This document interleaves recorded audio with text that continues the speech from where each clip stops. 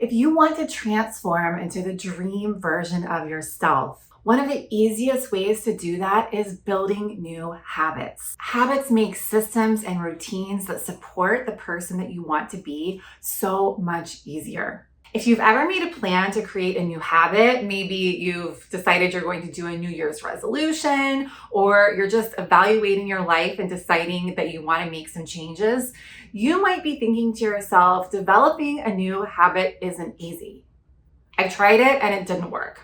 I didn't remember to do it. When the time came, I felt like doing something else. I was resisting the new habit that I wanted to create.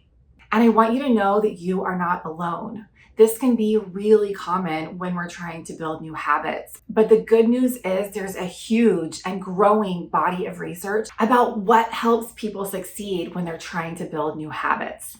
Even more powerful is that spiritual texts tell us that we can access God's love for healing and for transformation. My name is Raleigh. I'm a mindset and manifestation coach, and I believe that transformation and healing is always possible and available to you. On this channel, I talk about how you can blend science with spirituality to create the easiest path possible to life transformation.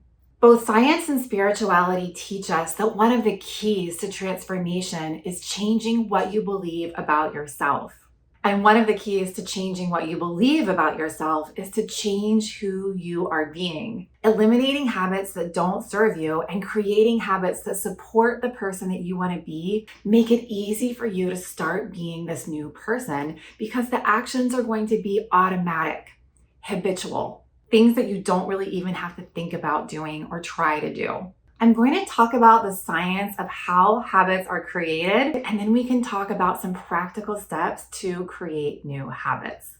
The most common habits that clients want to change when they start working with me are their habits around sleep, their sleep hygiene, their sleep schedule, things that they're doing to hinder their sleep quality and things they can do to improve their sleep quality, because for so many people, sleep is the foundation of everything.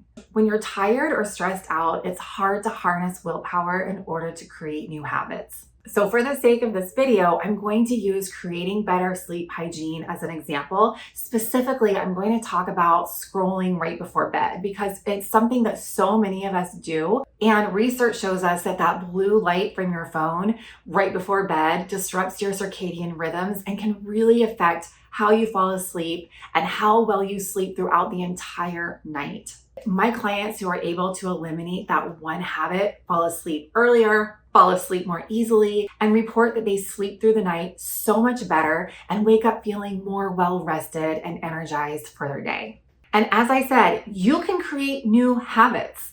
In fact, scrolling before bed is a habit that you created. It probably is one that you created without intention. So we're going to talk about how you can create new habits with intention. So research shows that one of the easiest ways to eliminate a habit that you don't want to do anymore is to create a new habit in its place. Habits happen when there's a cue that triggers an action, which is the habit, the habitual action. And that habitual action cues a reward in your brain for completing the habit. So in this example of getting in bed and reaching for the phone, when you get in bed, that's the cue. And it triggers the action of reaching for your phone and starting to scroll on it or watch things, whatever you're doing on your phone. And when you do that, because it's a habitual action, your brain gets a reward of a dopamine hit that makes you want to keep doing that habit, so you keep getting the dopamine reward. When you replace this with a new habit, you're going to be getting a dopamine reward for the new habit, and that will make you want to keep doing the new habit. The tricky part is, in the beginning, before you're getting that dopamine hit, doing the action over and over before it's a habit so it becomes a habit. There are two things you can do to make this habit stick. One is to figure out what it is that you're craving when you perform the habit in the first place. Performing that habitual action is fulfilling some kind of need for you. It might be a need for variety, for connection, for disassociation from the constant chatter of your mind. Even reaching for the phone is fulfilling different needs for different people. During sessions with my clients, I lead them through a guided meditation that helps them get in touch and access what that need is that they're fulfilling by reaching for their phone or whatever habit it is that they're trying to break. I created an audio of that exercise, and you can snag it at the link below if you'd like to do this on your own. And then once we've identified what it is that they're craving in that moment that they're reaching for the phone, we can brainstorm ways that they can replace the habit with something healthier, something that supports their goal of getting better sleep, something that supports their goal of who they want to become. In this situation, some ideas are reading a book without a backlight, connecting with your significant other, doing a meditation, a prayer, breath work, some kind of mindful practice that can help you disassociate from the chatter of your thoughts and connect to source energy. Another key to creating a new habit is finding something that you enjoy. If you want this to stick, you don't want it to feel like a chore. For me, I've replaced reaching for my phone at night with reading things that I'm really interested in, want to learn more about, or a story that I want to get lost in. Or scripting, which is a form of writing your prayers, what you want your new reality to be, and reading what I've scripted on previous days. After practicing this for about a week, I started craving reading over reaching for my phone. Even though I was still reaching for my phone here and there, I was really craving that reading before bed.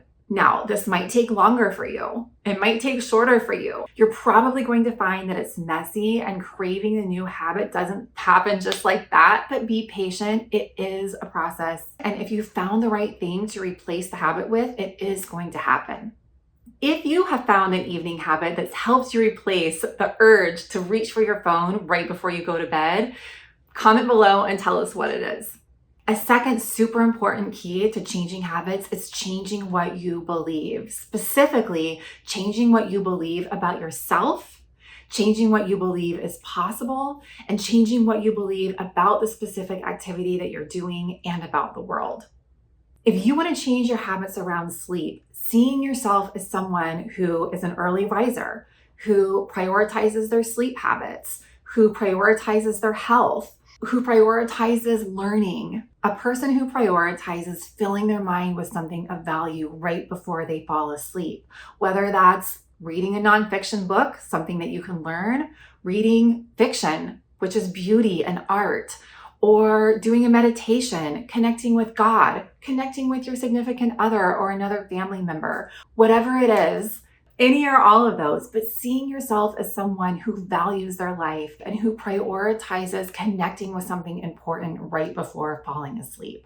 Yeah. Creating this new identity will really help you. When clients work with me on shifting their identity, we do a deep dive to discover what it is that they currently believe about themselves and about the world, what it is that they want to believe instead, what kind of beliefs would support the transformation they want to make. And then we use tools like EFT, visualization, meditation, and prayer to help them reprogram their subconscious mind and their beliefs so they start to embody the dream version of themselves. If you want to start working on this on your own, anytime you're noticing that you're doing something that you don't want to do, ask yourself, what is it in this situation that I'm thinking and that I'm feeling that's leading me to do this action? What do I want to think and feel instead? And just get really curious. And remember, with God, all things are possible. Saying a simple prayer, asking for God's help to see yourself through His eyes of love is super powerful.